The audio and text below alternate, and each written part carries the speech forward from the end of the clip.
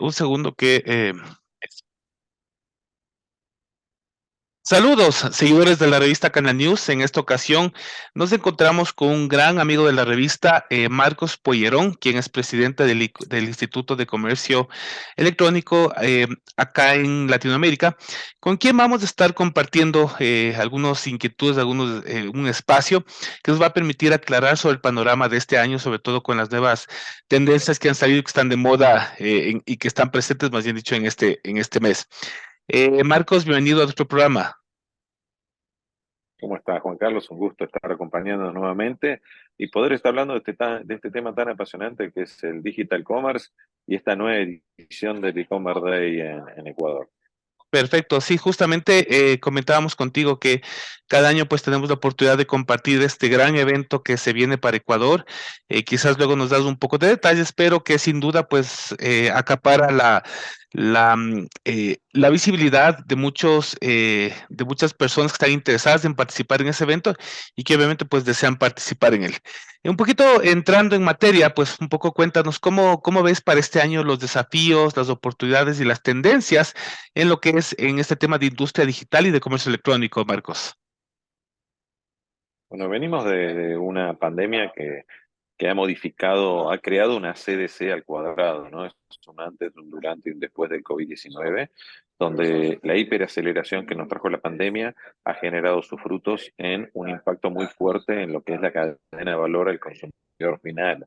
Tenemos consumidores hiperdigitalizados que se han acostumbrado a cambiar sus hábitos de consumo con un alto contenido en esos puntos de venta y puntos de contacto digitales que nos empoderó la pandemia y lo que hizo que en Latinoamérica ya estemos hablando de, en los países más maduros, tasas de penetración de más de 2 dígitos en lo que es la venta total de productos de consumo masivo, más de 2 dígitos, más del 10% está viniendo por canales digitales. Eso nos ha dado el volumen que nos permite a nosotros ahora empezar ya a dejar de hablar de comercio electrónico en forma vintage, sino hablar solamente de digital commerce o de commerce, porque ya es un canal más de venta, donde nosotros como oferta, seamos emprendedores, empresas, retailers, marcas, no importa el tamaño, tenemos que adaptarnos a este nuevo consumidor, por eso hablamos de el darwinismo digital, donde el que se va, la marca o emprendedor que va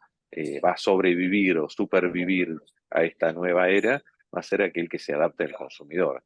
Y aquí los desafíos que tenemos ya vienen a ser la profesionalización de ese capital humano que tiene que hacer lo posible, que tiene que resolver lo complejo en forma sencilla, o sea, generar una experiencia de compra positiva, no importa el punto de venta o punto de contacto que el consumidor elija, ya sea on o sea off, tiene que hacerlo en forma adecuada, cumpliendo esa promesa y sin fricciones. Y eso es lo que vamos a ver durante estos 3 días de maratón y teletón de Digital Commerce, donde desde la oferta que hay hoy en Ecuador, con muchos casos de éxito de emprendedores y empresas locales, vamos a estar desarrollando el estado del arte y el ritmo del comercio electrónico en Ecuador y en la región.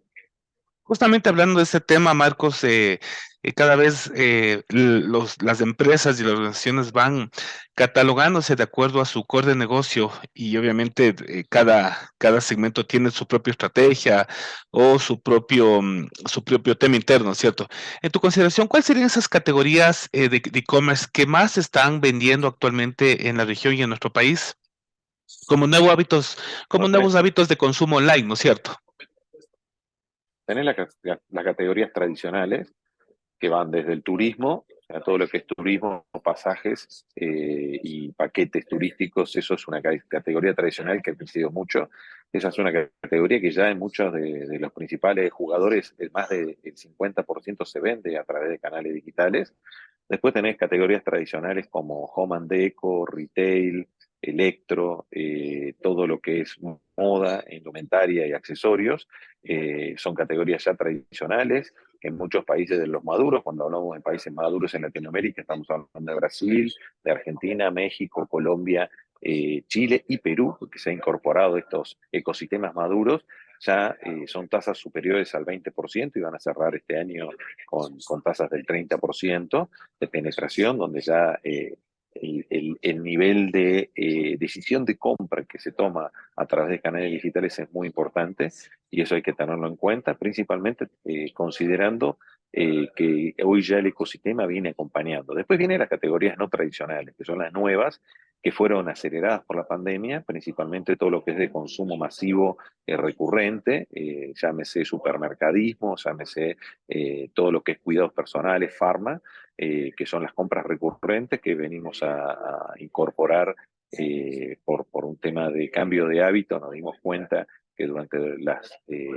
cuarentenas totales, parciales o sociales que vivimos, podíamos acceder a estos productos o servicios a través de canales digitales y ese hábito vino para quedarse.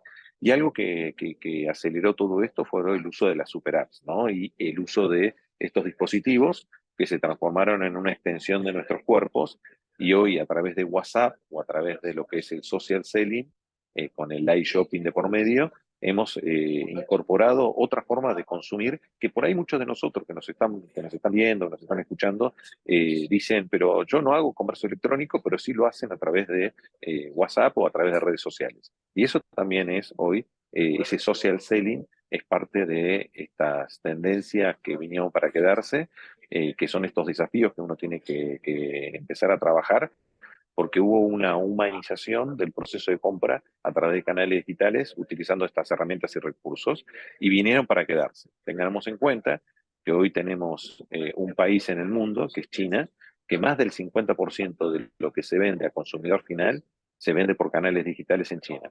Y de ese 50%, el 30% es por social selling o herramientas como WeChat o los TikTok y redes sociales que hay en China hoy. Entonces, eso es algo que es una realidad que está impactando fuertemente, principalmente en los países donde hay un gap, como en el caso de Ecuador. Ecuador, sabes que es uno de los países que tiene mayor penetración de uso de redes sociales, principalmente Meta, Facebook, y eso hace que a través de ese tipo de capilaridad, hoy la oferta, ese emprendedor o empresa, pueda aprovechar ese uso, ese heavy user ecuatoriano a través de redes sociales para que pueda terminar consumiendo un producto o un servicio. Entonces ahí el social selling pasa a jugar un muy pero ¿Aló, sí? ¿Me escuchas? Marcos. sí, perfecto. Te decía que el social selling pasa a jugar un rol muy pero muy importante en ese tipo de mercados como Ecuador, donde la penetración es muy alta. Perfecto. Pero sin embargo, nos queda siempre una duda, ¿no? Porque ya pasamos pandemia, en donde muchas de estas negocios, en donde pues era evitar el contacto social, pues pasaron, o sea, la gente decía, ok, yo quiero evitar contagiarme, así que pago una aplicación de delivery que me trae al supermercado, pero ahora la gente está con esa explosión de volver a salir, de volver a ir al supermercado, por darte un ejemplo, topar la legumbre, topar el, qué sé yo, el queso, escoger de mejor manera alguna opción que quizás no les sale en la plataforma. ¿Cómo tú analizas ese comportamiento humano y hablando de este social selling, en donde hay un grupo de gente que ya quiere estar presente en la parte física del macroverso como tal, ¿no es cierto? Y otro grupo que en cambio sí desea todavía mantenerse en ese metaverso que es las aplicaciones, el delivery, incluso la comida, ¿no es cierto? ¿Cómo tú le ves desde tu punto de vista? Bueno, va a haber un consumidor que va a ser híbrido, ¿no? No tengamos en cuenta que los extremos no se van a dar tan habituales.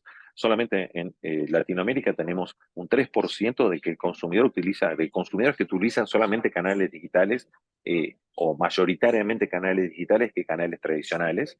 Normalmente lo que va a haber es que haya esa evolución de la omnicanalidad hacia el comercio unificado, donde nosotros tomemos lo mejor del online y lo mejor del offline y empecemos a diseccionar o empezamos a, en ese journey, para satisfacer, en ese viaje, para satisfacer la demanda de un producto o un servicio, empecemos a utilizar lo mejor de los dos mundos. Tengamos en cuenta que durante la pandemia se reivindicó el metro cuadrado, ¿no?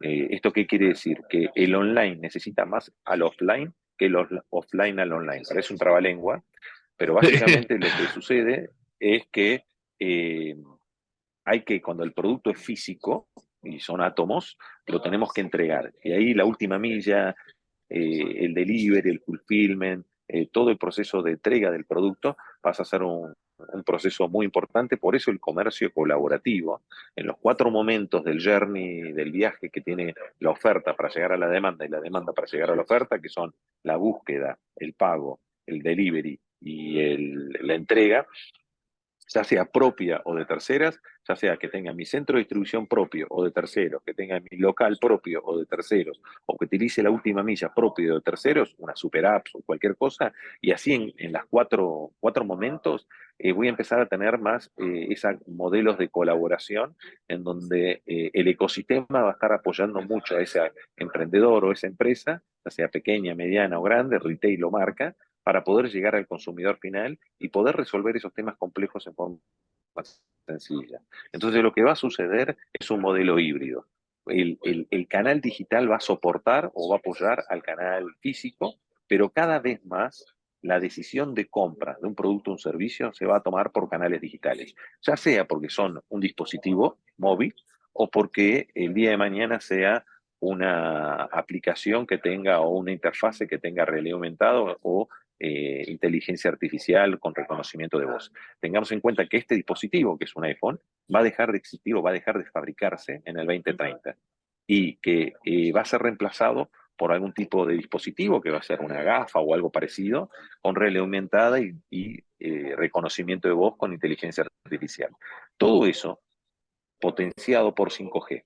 Que recuerden que 5G es 100 veces más de velocidad que 4G y toda la capacidad de almacenamiento y procesamiento lo vamos a tener en la nube y no vamos a necesitar las supercomputadoras de bolsillo que tenemos hoy con los procesadores que tienen hoy estas supercomputadoras. Entonces eso va a ser algo que nos va a facilitar la interacción entre la oferta y la demanda, donde vamos a estar más conectados que nunca y esa conexión nos va a permitir personalización, marketing predictivo, business intelligence, todo el tema del uso de los datos, no solamente los datos que normalmente conocemos, sino los datos que no conocemos, por ejemplo, mi ubicación donde estoy ahora, y a partir de donde estoy ahora yo puedo con esa geolocalización que tiene mis device, el poder empezar a interactuar de otra manera con las marcas y que mi vida sea un poco o se haga más sencilla y sin fricciones. Todo eso va a venir de la mano de esta hiperaceleración que estamos viviendo y principalmente este cambio de hábitos de consumo que va a ser algo mucho más friendly, mucho más amigable, mucho más fácil, como ha sido el uso de las aplicaciones móviles. Interesante tus apreciaciones, Marcos, y justo en ese sentido viene la pregunta de cajón. ¿Cómo tú analizas ya la llegada de ChatGPT a todo lo que son estas plataformas? Recién estuvimos en un evento de la Universidad de San Francisco en donde pues hablaron sobre cómo se aplica al marketing y a la comunicación estas nuevas formas de inteligencia artificial. Desde tu punto de vista, ¿cuál sería esa respuesta de cómo se va a aplicar ChatGPT y estas iniciativas de aplicaciones de inteligencia artificial a lo que son los negocios de e-commerce? Bueno, yo creo que es una evolución, ¿no? Esta evolución viene de la mano de esta posibilidad de acceder a la capacidad de procesamiento, la capacidad de almacenamiento, todo lo que son estas evoluciones a nivel de utilizar recursos por third party apps o por APIs que nos dan a nosotros ese acceso a nuevas formas de hacer las cosas que antes no teníamos. En este caso es la posibilidad de poder llegar a tener esa inteligencia artificial que son, no nos olvidemos, las nuevas tecnologías exponenciales. ¿Por qué se llaman tecnologías exponenciales? Porque van a cambiar exponencialmente la cadena de valor o la forma de hacer las cosas. Entonces, ¿qué va a provocar eso? Lo mismo que provocó Internet. O sea, Internet es una tecnología exponencial que cambió la forma de interactuar en todas las dimensiones en un periodo de tiempo, que fue un periodo de tiempo corto, pero que si queremos, nosotros lo hemos podido asimilar, porque tenemos más de 30 años de Internet, y si queremos en nuestras regiones con 15 años con una aceleración muy grande, pero lo que va a pasar ahora es que los tiempos van a ser más cortos. Recordemos que en el 2008, este dispositivo, que es un teléfono, un smartphone, un teléfono inteligente, no había una penetración tan grande. Y hoy, no sé si conoces, Juan Carlos, alguien que tenga un teléfono analógico. Y en ese momento, el 70%, estoy hablando 2008, ¿no? No es hace tanto tiempo. Para muchos de los que nos están escuchando, viendo, les parecerá que estamos hablando de otra era, ¿no? Pero la realidad es que en el 2008 vos tenías un Nokia, un Motorola y un BlackBerry que eran el 70% o más del mercado. Así es. Y estas tres marcas casi desaparecieron. Hay algunas que desaparecieron y otras que hoy están, pero con una participación muy baja. O Y estos reinventándose. pantallas touch, o reinventándose por eso, pero estas pantallas touch fueron las que modificaron la forma de hacer las cosas.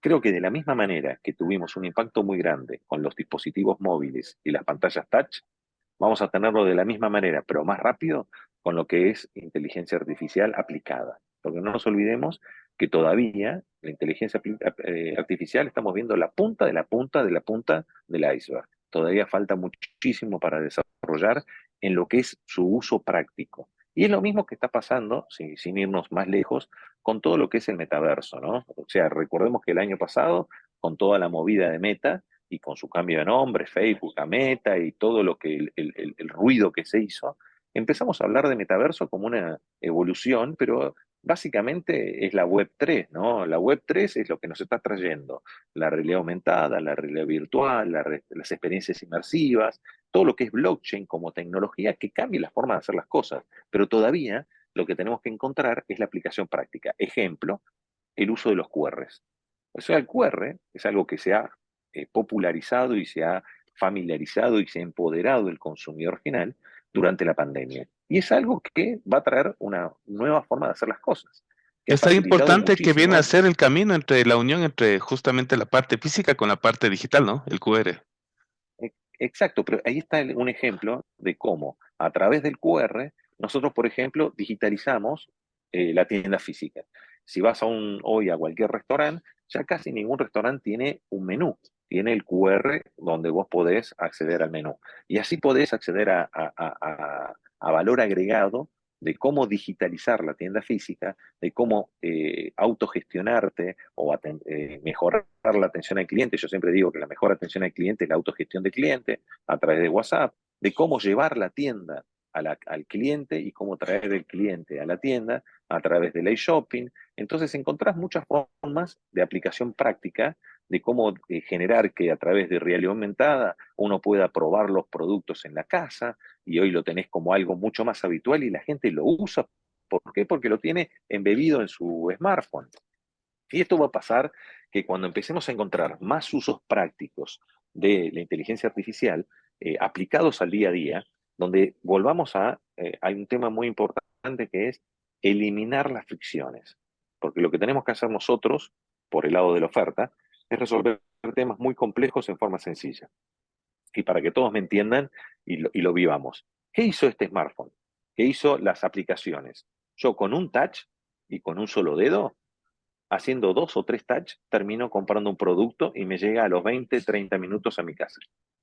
Eso es lo que nosotros tenemos que tener en cuenta, que es este concepto que digo de internalizarlo y empoderarlo al consumidor. Porque el consumidor hoy no le importa que esté utilizando una super app, llámese el nombre que se llame. Lo que le importa es recibir el producto o servicio en tiempo y forma con una experiencia que sea igual o superior a los canales tradicionales. Es que nos pasa hoy con todo el tema de entretenimiento. Hoy vemos películas, vemos partidos de fútbol, vemos cualquier tipo de actividad de entretenimiento en calidad 4K en nuestras casas, asincrónico o on demand. O estamos participando de capacitación, maestrías, cursos de grado, de pregrado, y recibiendo títulos oficiales a través de herramientas que están relacionadas con lo digital.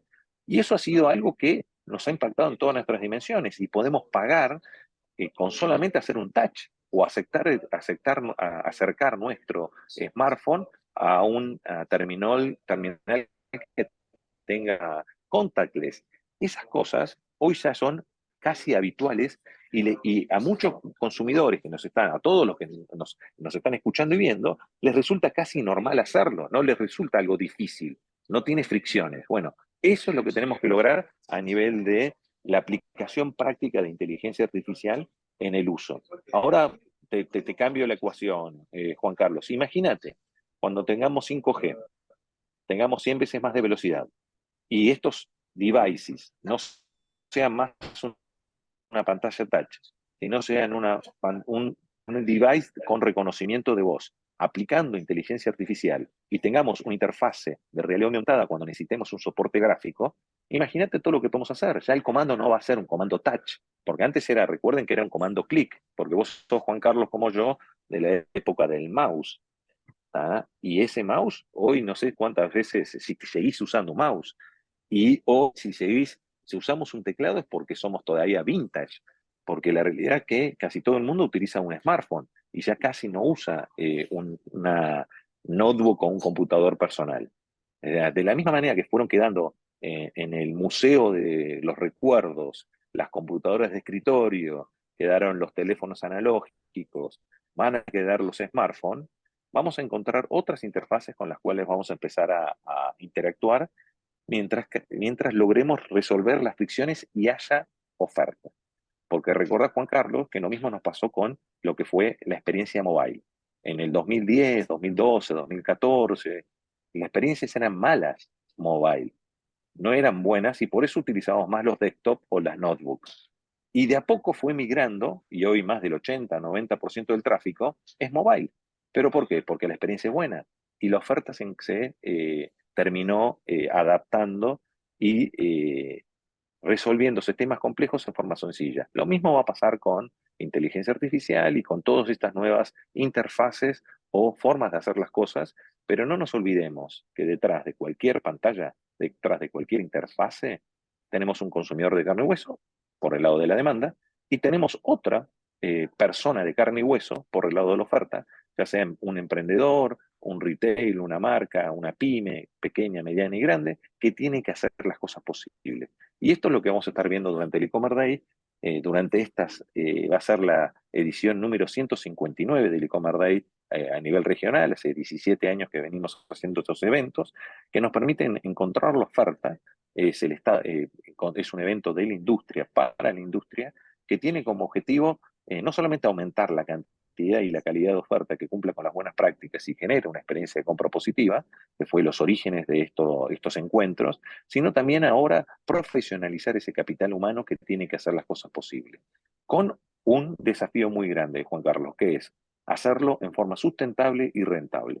¿Y ese por qué? Porque ya estamos con tasas de penetración de más de 2 dígitos y está haciendo que si no lo hacemos en forma rentable y sustentable, esto no tenga futuro a nivel económico, ¿no? Que es lo que necesitamos como oferta para que esto siga creciendo a las tasas que venimos creciendo. Perfecto, bueno, se nos van quedando un par de preguntas fuera, será para una próxima ocasión, pero antes de despedirnos, pues cuéntanos cuándo se va a realizar el e-commerce day de Ecuador, dándonos un poco de detalles, fechas para que nuestros seguidores estén pendientes de él y que pues puedan asistir. Bueno, tenemos el e-commerce day de Ecuador, se ahora en julio, tienen toda la información en e-commerceday.e, e-commerce con doble M, con Y, ¿no? e-commerceday.es.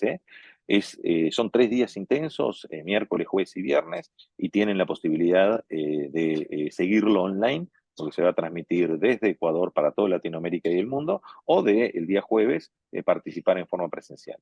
Es un evento con más de 50 expertos nacionales e internacionales, así que aprovechenlo. Vamos a estar entregando y lanzando la edición 2023 del programa Commerce Mind Talent Accelerator, que tiene como objetivo entregar 20.000 becas, formar 100.000 profesionales e impactar 150.000 estudiantes universitarios, porque es también algo que está necesitando mucho nuestra industria, que es capital humano, es talento que haga las cosas posibles. Así que los esperamos a todos. Recuerden ingresar en e-commerceday.es. Muchas gracias, Marcos. Esta ha sido una interesante conversación con Marcos Pueyrredón, presidente del Instituto y representante del e-commerce Day para toda Latinoamérica y especialmente para Ecuador. Marcos, te agradecemos mucho por estas palabras y bueno, esperamos vernos en este mes de julio y contar con nuevas aportes del evento y de tu persona hacia nuestros seguidores. Gracias y hasta la próxima. Muchísimas gracias, Juan Carlos, y los esperamos a todos en el e-commerce Day de Ecuador, que creo que es una buena forma de acelerar y potenciar tus ventas por canales digitales. Chau, chau. Listo.